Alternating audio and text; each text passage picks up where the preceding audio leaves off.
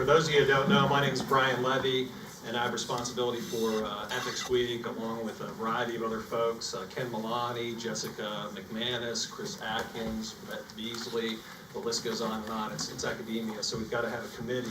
I want to thank our sponsors, the Mendoza College of Business, the Notre Dame Deloitte Center for Ethical Leadership. Welcome to Ethics Week. I think sometimes, when we think of ethics, we often think of scandals, right? We think of Enron, we think of WorldCom, more recently we think of Wells Fargo, we think of Volkswagen, and I think we overlook the obvious, right? Sort of the inherent good that business does, right? This goes back to the founding mission of the College of Business. The primary function of commerce is service to mankind. How cool is that? Like we forget about that part of it, right? We forget about the good that business does. And so that led us to our theme this year, Lead Local, Lead Global. In all candor, it started out as Celebrate South Bend. We wanted to focus on business leaders from the local business community and talk about the good that they do. Entrepreneurs like the two folks we have today, they create something out of nothing. Products and services that people need, they create jobs, the people who have those jobs pay taxes, on and on and on. And so we wanted to focus the spotlight on them and maybe create a spark of curiosity in some of you to think about staying here in South Bend, or if you go off into the world, replicating what they do. So the lead local part is our two local business leaders, and the lead global part is, the reality is most of you go off into the world, so hopefully you'll take a little something from what you heard here today and replicate it elsewhere. So who are our speakers? We've got Karen Hahn, co-founder of Bendix Coffee, and we've got Mike Lindberg, founder of South Bend Woodworks. And I'm not going to read their bio, do the usual reading of the bio, because in all candor, what I asked them to do was come here and share their stories with us. Twists and turns, successes and failures, and what ultimately led them to start a business here in South Bend. So with that, please join me in welcoming our speakers, Karen and Mike.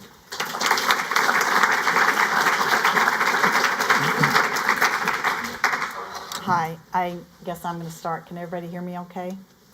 Okay, my name is Karen, and I grew up in Asheville, North Carolina, and I went to a technical school there called Asheville Buncombe Technical Institute and got an associate's degree in data processing.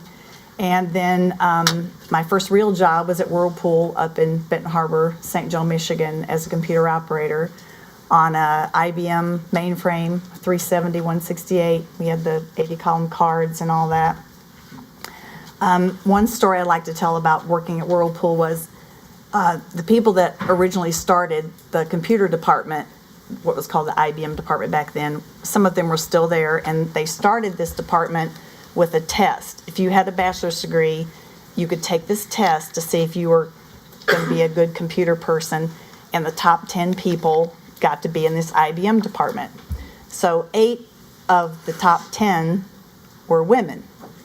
So that was so cool. Back, you didn't have to be a man. There wasn't a checkbox for that. So, we've made a lot of progress, and then we've kind of fallen back, and I hope now we're going to start to make progress again.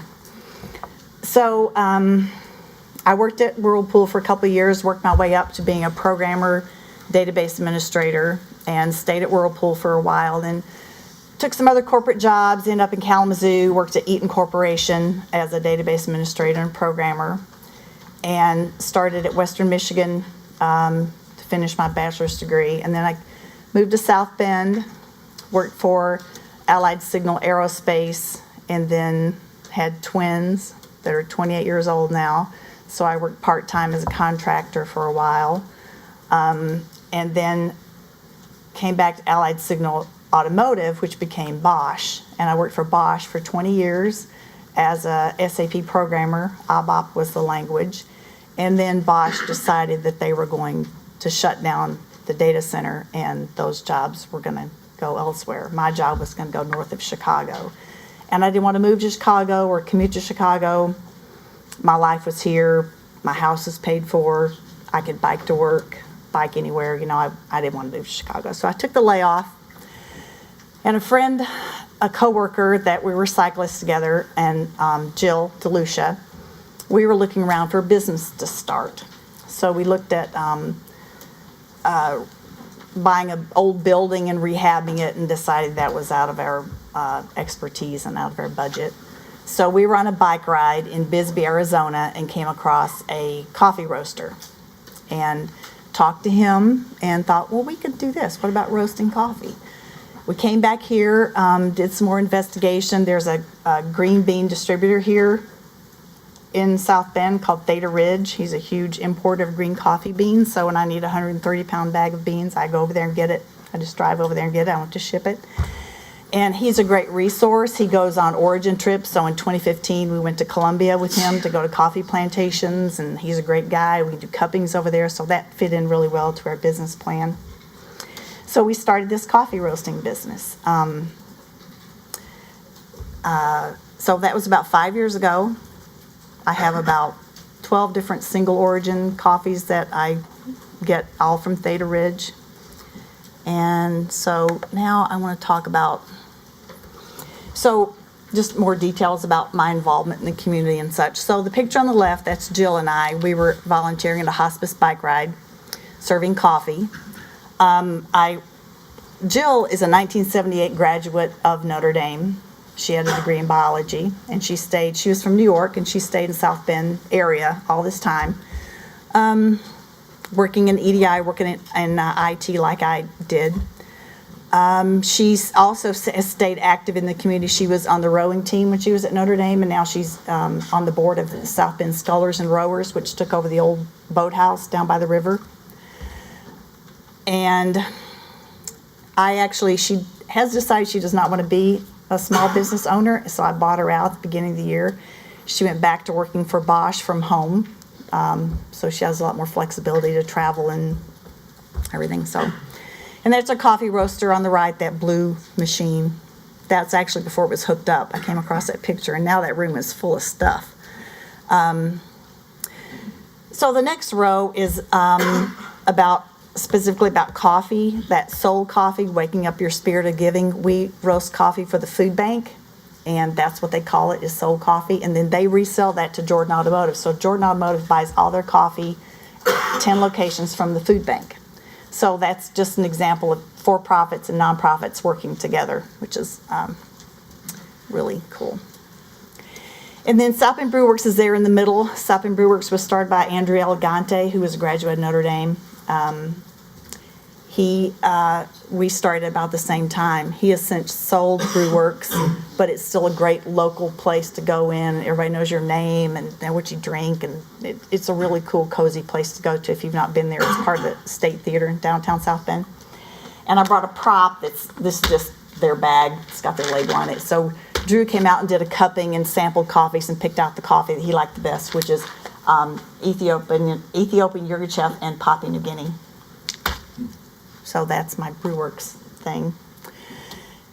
Indiana Whiskey was started by Charlie Florence, who got his master's degree from Notre Dame. And we take coffee beans and we put them in an Indiana whiskey barrel for a day, so they get a little bit of whiskey flavor to them.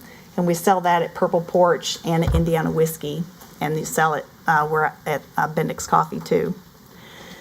And that's another fun thing about living in South Bend. Indiana Whiskey a week ago had a bottling party, so we went over there and helped them bottle 160 bottles of whiskey. So it's just one of those things that in a small town you can do something like that. If you live in Chicago or somewhere, I don't think you get to go to a bottling party. You know, we're big enough that we've got a whiskey distillery, but not so big that we can't do fun things like that. And then the next row is mostly about my involvement in the community. I'm a part of 1 Million Cups, which is a nationwide networking organization started by the Kauffman Fund. And we have meetings every Wednesday from 8 until 9 in downtown Mishawaka. And it's for small businesses to come and network and do a presentation on their business. We have 2 presenters every week. And then afterwards, if you want to talk with business professionals, they can help you with your business plan or marketing or whatever you need help with. They stay after the meeting. So that's what 1 Million Cups is all about. And then West Side South Bend, my business is on the west side in one of the former Bendix buildings out by the Amtrak station.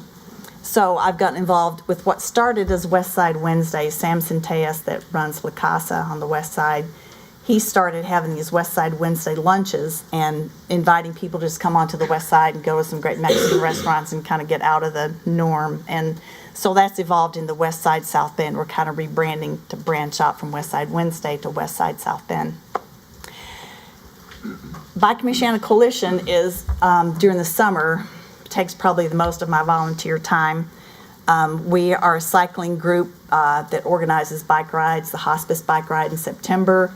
We help organize that ride, and half the money goes to Center for Hospice and half the money goes to Bike Michiana Coalition, and we support infrastructure in the community. We donated $20,000 last year to the St. Joe County Parks Department to extend the bike path from Darden to Bertrand in Niles. And then we do bike safety classes for third graders. We teach them how to ride safely and signal, and we give them helmets and fit those helmets to them in these safety classes. And then we also do Bike to Work Week. This year that's going to be May 13th through the 19th. And I encourage everybody to sign up and record your miles. It doesn't have to be bike to work. It can be bike anywhere on campus, because we want to record as many miles as we can so that South Bend can be move up a level in a bike-friendly city. So that's MichianaBikeToWork.org. So, if you're riding a line bike around, just set up a team. You can be a team of one. I'll be a team of one. And that's pretty much about Bike Michiana Coalition. Urban Garden Farmers Market, that's a nonprofit farmers market. It's an open air farmers market on the west side near Northwest Neighborhood Association, where the local cup is at. I supply coffee to the local cup. It's a pay it forward coffee shop on Portage in California. If you've not been there, that's a cool, cozy place to go. And I really think that's, I guess I've talked about some of the mistakes that made along the way.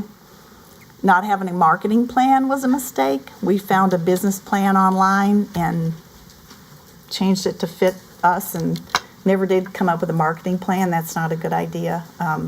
For example, BrewWorks, every beer you buy at BrewWorks, you get a bottle cap, and it goes into a cup for either La Casa or Music Village or Neighborhood Resource Corporation.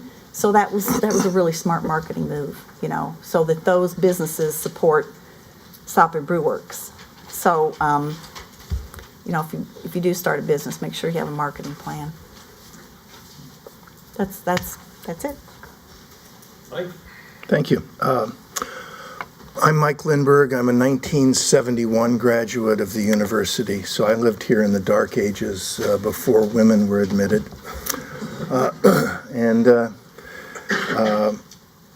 My wife of 47 plus years is back there, making sure I only tell the truth. There she is. We got married while we were still students here. She was a sophomore finished her sophomore year at St. Mary's, and I just finished my junior year. And we lived in a warehouse our first year downtown as caretakers under what is now part of Century Center. So our first home together is long since gone. Left South Bend, went to law school. New York University let me in, Notre Dame wouldn't. I never understood that. But in any event, after traveling around and doing several things, including being counsel for the Boston Stock Exchange and then counsel for a brokerage firm in Albany, New York, I moved onto the business side and ran their sales force. So I had about half that little company. Oh, I'm sorry. My wife is telling me that I forgot to turn on the mic. Now can everybody hear me? Yeah, much better. I'm sorry to wake the people in the back. That's always a challenge. So I ran a business division for 4 years, and at the end of 4 years, we sold it. And one of the things you'll find as you go along, that if you're running something that you sell to someone else, they generally don't want you. they already have one or two of you. And so a friend of mine and I, who were both unemployed and having worked for ourselves so long, generally unemployable by others, started our own business. And we thought we were pretty smart, and we would work with distressed companies to make them better. The lesson I learned is that distressed companies are in fact distressed for a reason. And they didn't get any better because I was involved. But Bill and I started a company from scratch that sort of came out of the ashes of a couple of companies in 2002. And almost 4 years to the day from our first demo, we sold it to Xerox for about $185 million. That was a good trade, as they say. Now, I will tell you that I didn't get most of that. I didn't get half of it. And I got a small portion. We had sold off a lot of the company along the way to fund its growth. But it was still a good trade. What I walked away with is enough money that, in more polite terms, it's called screw you money. But it also enabled me to look at other opportunities. And in 2009, I came back to South Bend and took classes for 2 years at the Kroc Institute for International Peace Studies. It was a fabulous experience. I got to be around people who were a third my age. There's a lot more energy and a lot more just enthusiasm than hanging around people my age. But what the conclusion I came to, that it was unlikely that I was going to Colombia or Chile or Uganda to work on issues of war and peace. But in looking around, I decided that the thing I was most proud of when we sold to Xerox, other than the dollar amount, was the fact that we'd gone from 2 part-timers to 125 full-time employees. And that was fabulous. And it fits in with Cardinal O'Hara's comment about the value of commerce. Now, I won't tell you that we did everything right and that we were necessarily viewed as often, sometimes we weren't considered the most ethical, but we worked hard to try and do the right thing. And I looked around in South Bend and I thought, South Bend has been waiting for Studebaker to reopen for 40 years or 50 years. Well, that isn't entirely true. They've had good mayors, and Mayor Pete is just the one in a line of mayors that have pushed the city forward. And South Bend is a very interesting place. And so afterwards, Eileen and I decided that we would retire here. She wasn't quite ready for as quick a transition as I made, but in beginning of 2013, I started South Bend Woodworks.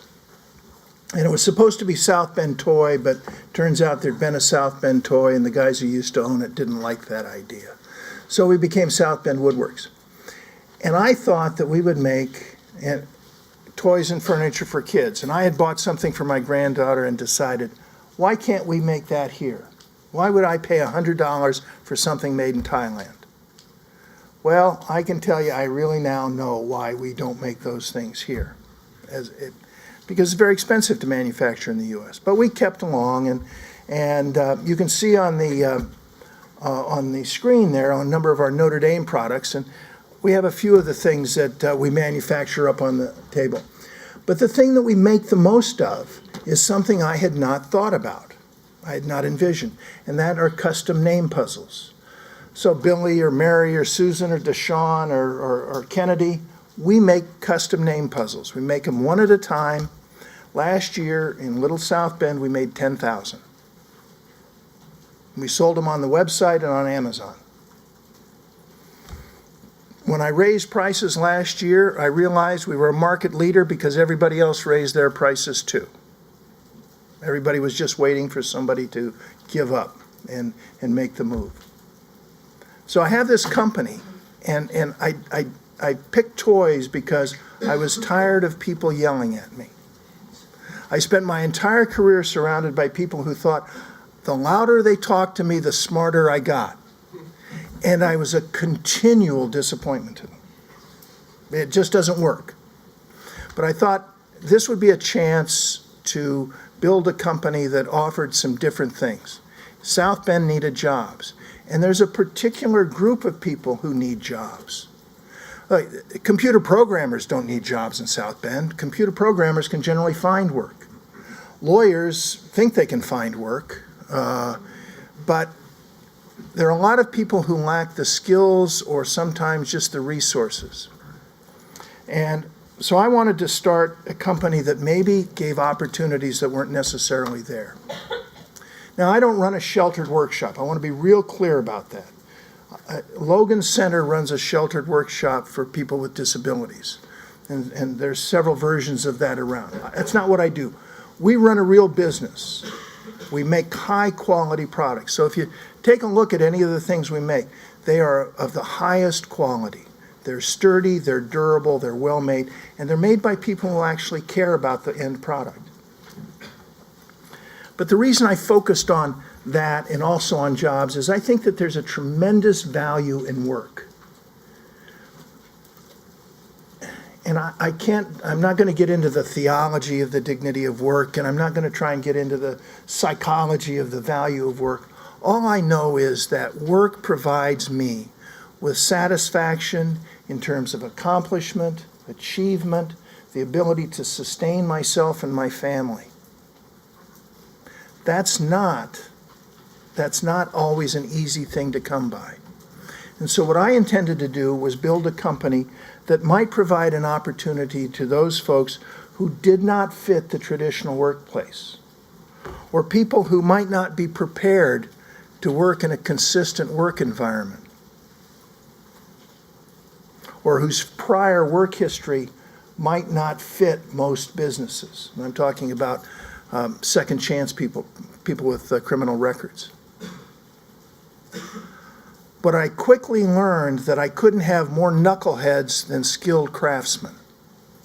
And I use the term knucklehead advisedly and actually affectionately. What happened was that I started out thinking I could work with folks. Well, I don't have that skill. Let me be real clear. I don't have that skill. But what I found was that there were some folks in South Bend, and you'll find them in any community. Goodwill Industry, Catholic Worker House, Logan Industries, right? The Workforce One, Work One, which is the Indiana Unemployment Division. Those folks will bring resources to bear when there is somebody that you can hire. So I have my first hire, I won't say my best, my first hire was a highly accomplished woodworker. Now you might ask, why did I select wooden toys? I have no retail experience, I have no manufacturing experience, and I'm not a woodworker. So that made me the perfect guy to start South Bend Woodworks, right? So I hired a very accomplished woodworker, a guy who was a year older than me, who'd been doing it since he was 14. He had skills. And then I found a really good finisher, a guy who can paint. And so if you look at these products, they all have curb appeal. You look at those and the finish pops. Well, that's because of Terry. So between Don and Terry and a couple of other people, we got started. But I want to talk now a little bit about the workforce, because that is key to what I'm doing. It truly is. It's not about the highly skilled woodworker. It's about the rest of the folks in the shop, because that matters. And when you all leave here, it's the stories that you'll remember. So, remember I mentioned Catholic Worker House, the Catholic worker community here in South Bend, an organization started by Dorothy Day in the 30s. If you don't know about it, you might look it up. You know, it is a group of people who band together to do really good things. It's communal in many respects. It's not my cup of tea. But a professor here by the name of Margie File called me and said, you know, I have this woman who has a child and she needs a job. And I said, well, I don't have full-time work, but send her over. That was 4 years ago. Jen's still working 25 to 30 hours a week. The job, here's what the job meant. The job meant that she could move out of the Catholic worker home with her child. It meant that she managed to reconcile with her family. And so now she gets parental support. And Jen's in her 40s. She lost one family because of, and by the way, I never ask. I never care where you come from. I only care where you're going. And Jennifer keeps moving forward. And she'll be getting her own apartment. Now, it took 4 years. She's got a car that's safe for her child. She's got her child in a good school. Margie calls, I've got another person who needs a job. She's going to lose her child if she doesn't have a job. Sure enough, the judge said, if you're not working 20 hours a week minimum, I'm going to put the kid in the system. Well, that was 3 years ago, and she's still with us. Her children aren't in the system. She gets help, but she shows up, happiest worker, and does a good job, does what she's asked. So same thing. Jennifer now runs our shipping department. Does a good job. Just somebody who needed a chance, needed a non-traditional environment, somebody who could put up with, well, I can't be here until 10 o'clock because my daughter has this, or I have to leave at 2 because of this. Goodwill called, said, hey, we've got a fellow, he's a second chance guy, ex-offender, you might have a job for him. He comes in, that's 2 years ago, fabulous worker, shows up every day, does his job, cares about the quality of his work. So when Goodwill called the second time and said, this guy's been out for 8 weeks, would you like to meet him? I said, sure. If you think he can do the job, I'll talk to him. Now, understand, Goodwill supports folks, right? They talk to them, they counsel them, they check in on them, they make sure that they're getting the help they need. And he started with us last fall, and about 3 weeks after he was working for us, I said, how's it going? And he said, I'll be here as long as you want me. He said, it's the first job I've had that's like this. And what he was talking about is how he was treated with respect. And he was being taught things, and he was being shown things, and he was being given responsibility. A couple of other folks found stability because they could come to work every day. They were accomplished people, they had skills, but for some reason or another they gotten a little off track. And when you're an hourly worker, layoffs are a part of your life. And I've had to lay off a couple of times. I hire at Christmas time to beef up for the Christmas rush, and it's really terrible. It's terrible. In fact, one of the guys that I described, ex-offender, I had to lay off. I brought him back 2 months later because he'd been such a good worker, and all of a sudden, we had work. So somebody once told me, I met a guy in the bar at Roars, go figure, right? And he said to me, the greatest gift you can give a community is a job. Now, I don't know how many of you folks will have your own business. Most of you won't. Most of you will work for a living, you'll get a paycheck, you'll work for somebody else. That just is the natural way. Starting your own business is difficult, it's time-consuming, and oftentimes it ends in failure. The success we have at South Bend Woodworks is a result of the people I described in the stories I gave you. We're almost profitable after we're in our 5th year. Almost profitable. But not quite there yet. But I think we'll get there this year, and my wife's got her fingers crossed back there. But it is one of those things that even if you don't work for somebody, if you're not working for yourself, you can help create an environment in your company where you can mentor or treat people with respect or help show them the way or encourage them. And that has a dramatic impact on people. So whether you have your own business or whether you're working for somebody else, you can do all of the same things that I just described. It may not be quite as direct, but you can do all of those things. And just by way of background, by the way, I'm not sure any of my people that I would have known at Notre Dame are here, but you don't have to raise your hand. But if you can answer the question, I'm here because my professor made me. I know the menus of the various takeout joints better than my history syllabus. Yes, my professor did call me in because he hadn't seen me often enough to think I was taking the class. You might be one of my people, but thanks for your time and attention.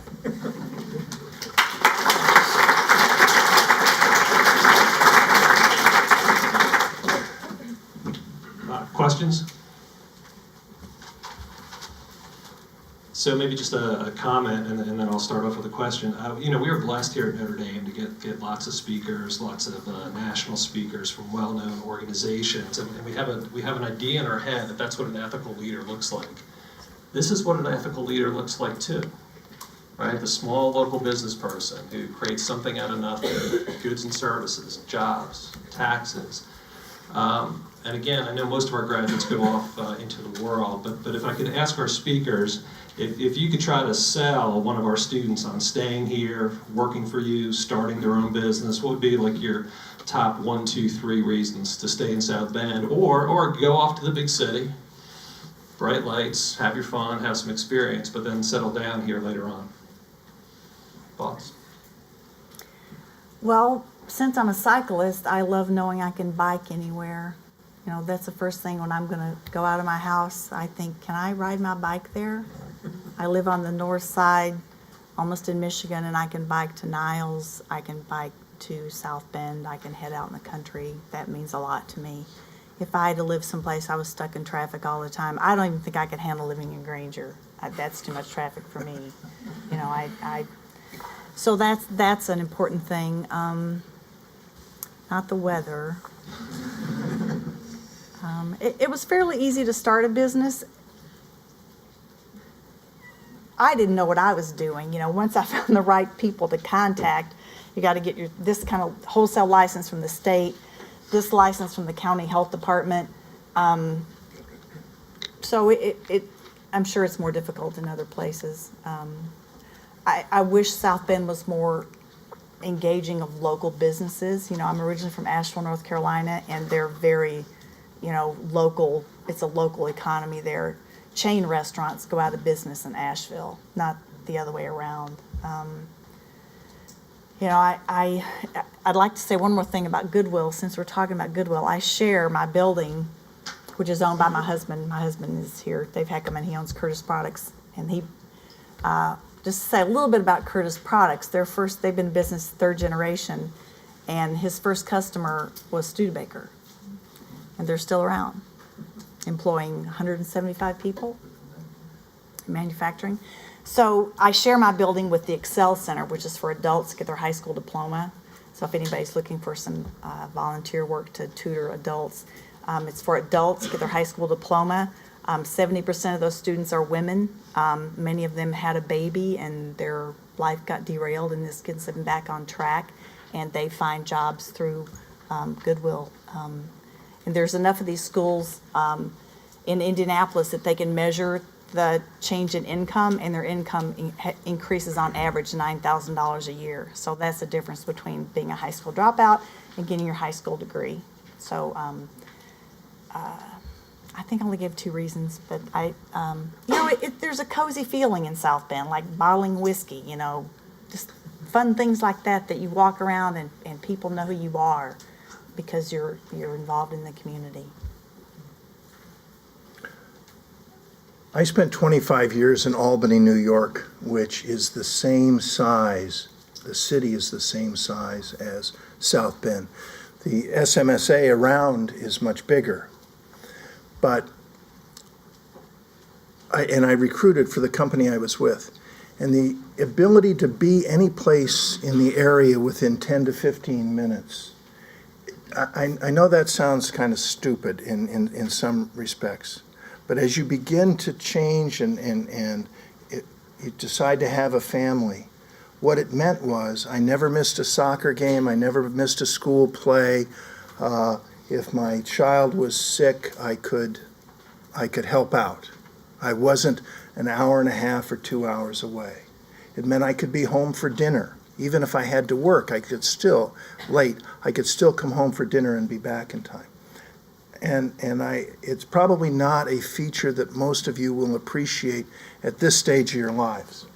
But it does become important when you start looking at your children and family and how that all fits together and trying to figure out the balance. And I will also tell you that South Bend's a friendly place. Eileen and I came back here because there's a lot going on in South Bend, and it's not just the university, by the way. You know, there's IUSB, there's Bethel, there's the Morris, there's the Century Center, and there's a feeling, and frankly, we have a mayor who has been highly engaged in moving South Bend forward. And I think it has a positive feel to it. And maybe it's not like the Cheers Bar or South Bend Brew Pub where everybody knows your name, but you will find that you run into a lot of people you know. And over time, it can be a hometown. Whereas in Chicago, it might be fun to be in Wrigleyville, but eventually you're gonna outgrow, you get too old for Wrigleyville. If you're not too old for Wrigleyville, then maybe you spent too much time in Wrigleyville. I don't know. Good thoughts. Other questions?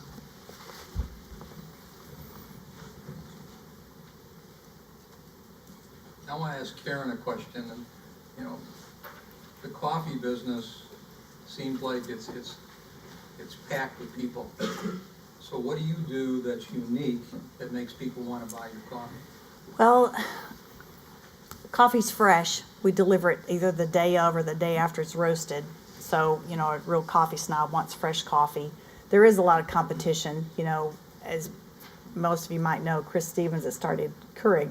He's a professor here, and I've seen him speak. And, us true coffee snobs, we're not going to go that direction of, coffee that's not fresh and creates all that waste. So it's really freshness. I try and think of something, give people their own blend. There's a little restaurant up in Niles called 11th Harvest, and I saw this sign opening soon. I'm like, well, I should go in there and talk to them. So I go in there, and Stan's had already been in there, Gordon Food Service had been in there, Cisco had been in there, and they pretty much just come in there with their papers and say, okay, which coffee do you want? Well, I go in there and I say, what can I do so you could pick out your own coffee, your own blend? So we go over to Theta Ridge, and they chose a coffee that's a blend of Colombian and Ethiopian Yirgacheffe. And I roast it and I deliver it the next day. If they get something from a food service, it's not going to be fresh, and it's going to be the same crappy coffee that you get anywhere. It's more expensive. It's a specialty grade coffee, but it's fresh. And I try and do something unique like the whiskey barrel thing. That's kind of labor intensive, putting coffee in this big ass whiskey barrel. I got to figure out a different plan for that But I guess the main thing is freshness. We do some online sales, but our website's not that great, and I'm getting a new website going, so hopefully there'll be more online sales. Okay, how about one question from a student? I have a question for Mike. So have you ever had to turn away a potential hire, like even though you knew that it would have a really great impact on their life, but if they weren't able to show that they really wanted to produce quality work or something, have you had to turn away somebody? Oh, sure. I don't say that lightly, but if somebody's not committed to doing a good job, and after about the fifth time, you have a choice. And Harvey Mackey, if any of you don't read him, you might subscribe to his newsletter. He's a guy who goes around giving speeches on business. And one of the quotes he had in this week's article was, you don't regret the hires you don't make. The people you don't regret the people you fire, you regret the people you don't fire. And in essence, if I have somebody who's not committed to doing quality work, and I put up with that, after a while, Don says, well, Mike doesn't care if there's a little nick here or if the paint isn't right. Well, then I create my own problems. So there have been a few people that we've let go for that are work related, but it's a little bit funny. It's been not showing up,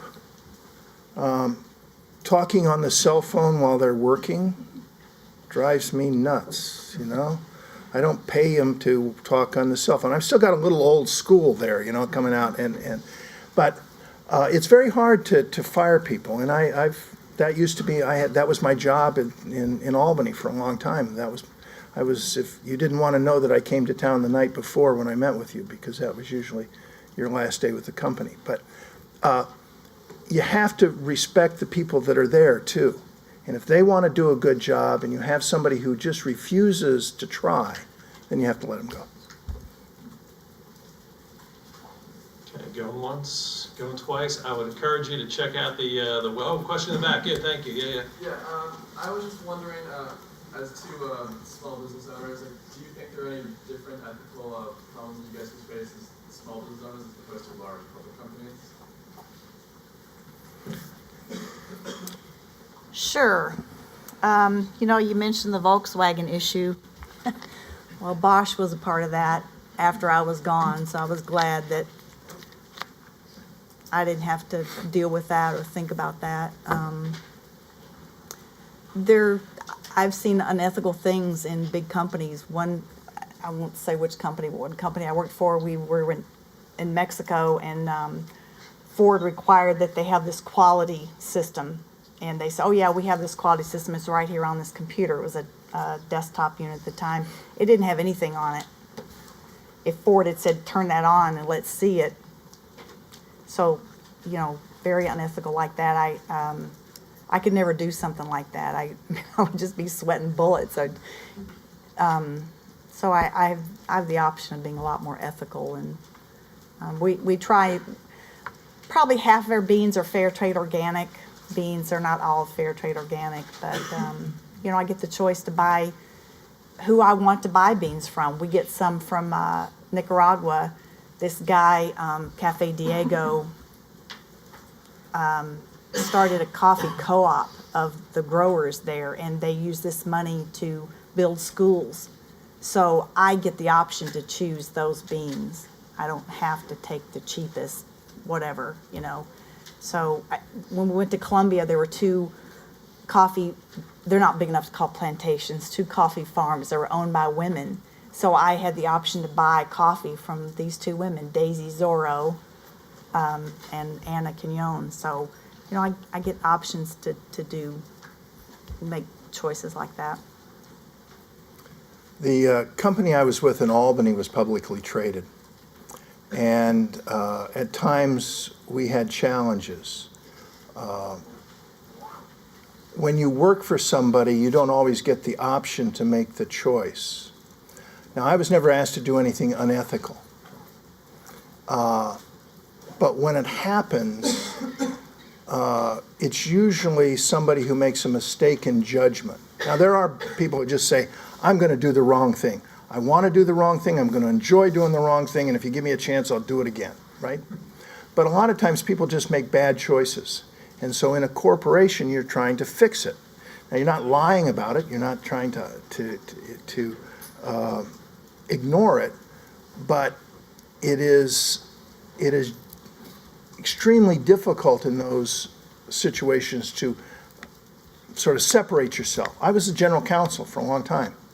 And so when somebody would make a mistake, it would be my job to truthfully try and deal with it.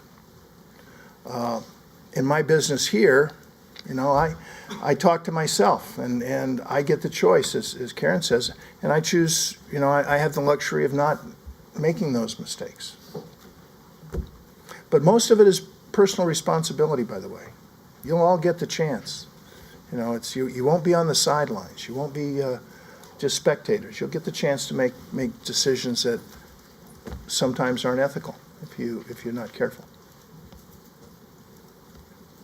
Other questions? All right, well, our speakers have generously agreed to stay, so if you have individual questions, one-off questions, you want to come down, ask them about coffee, ask them about wooden toys, ask them about South Bend, ask them about anything, but before you do, please join me in saying thanks to our speakers.